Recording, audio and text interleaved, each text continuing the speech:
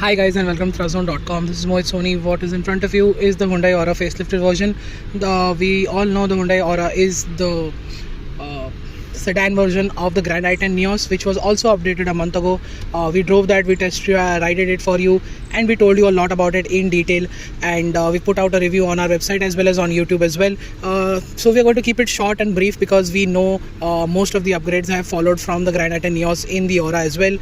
They have the same platform, pretty much the same car with a boot, and the changes on the outside are also the same. The headlamp and the bumper, the headlamp remains the same, the bonnet remains the same, the bumper has changed. It gets this slightly different looking LED DRL here, and the honeycomb piano black finish grille looks premium on the Aura. This particular grey color also looks really impressive. On the side profile you can see nothing really has changed. You get those good looking alloy wheels on this car, and they are MRF Eco Tread tires, which are here to enhance the fuel efficiency. At the back also nothing really has changed apart from the lower part of the bumper, which has a slightly different design, and you get that very boomerang-ish tail lamps at the back. The Aura badging, the Hyundai badging at the front and at the back also has received this satin finish here, and the lettering is also slightly different. You've got a camera here and parking sensors at the back, and since we are at the back, I'll show you the kind of space we have here. This is me behind my own driving position. Legroom is very generous, knee room is good as well. You've got AC vents here, and you've got an armrest which is quite big enough and has cup and can holders. There are no magazine holders or anything like that here, so you'll have to do without pockets. Even the door pads are quite small, and you don't get height adjustable seat belts as well. You get this nice plastic, this texture over here, which looks really nice. The seats are also new, the fabric is new. Keyless entry and go, push button start, cruise control is now on offer, and the instrument cluster now shows a lot of fuel efficiency as well as TPMS. The seats at the front continue not to get adjustable headrests, and the seat fabric is new. So this is the same infotainment system that we saw in the Grand i10 Neos and in this facelifted Aura as well. In fact, it remains similar to what it was earlier offered in the facelift as well. There's no big change, no addition of wireless Apple CarPlay or Android Auto, but it gets wired Apple CarPlay and Android Auto, which is also very old school now, and we thought we would get that update to here, but it's still nevertheless not seen.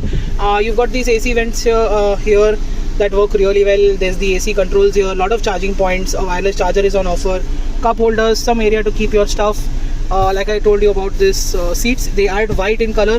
The Grand i10 had in grey along with white. This is white and slightly brown contrast stitching, which also looks really nice on this. Like I said, no adjustable headrest. The white portion here is also new, but this dashboard texture and color continues to be the same. The brown color was the hero color when the Aura was first showcased, and it still continues to be seen here.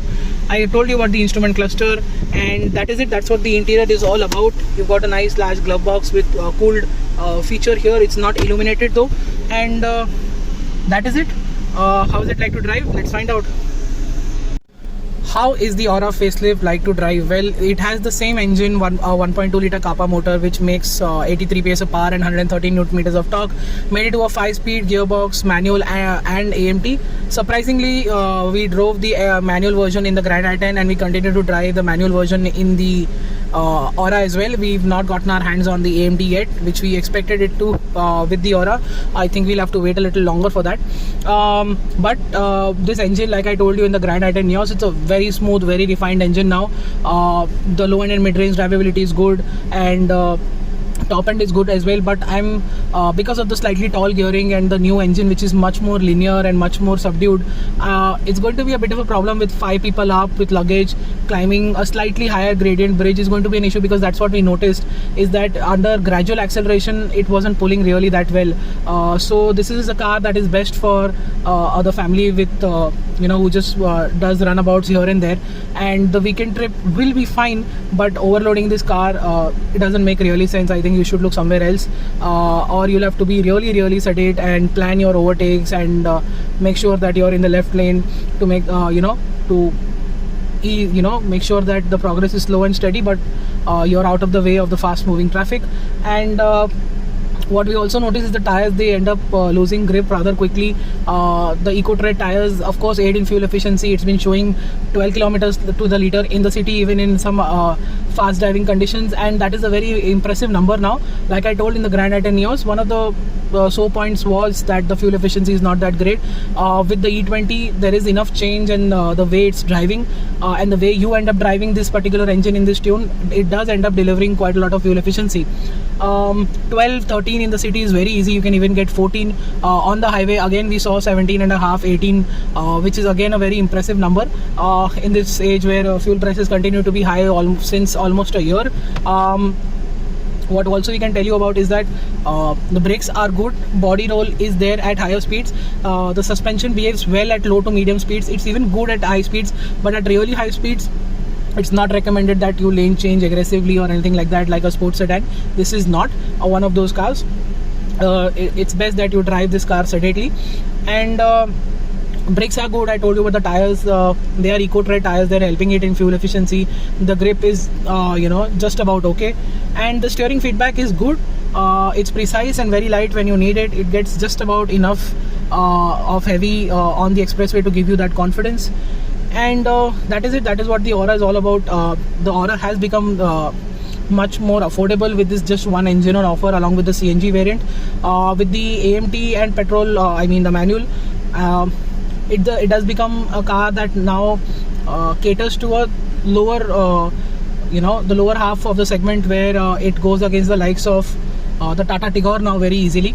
And the pricing is also around the Tata Tigor mark, which is around 10 to 11 lakhs rupees ex showroom in Bombay and Bangalore. So it has become much more value efficient. It has become much more fuel efficient.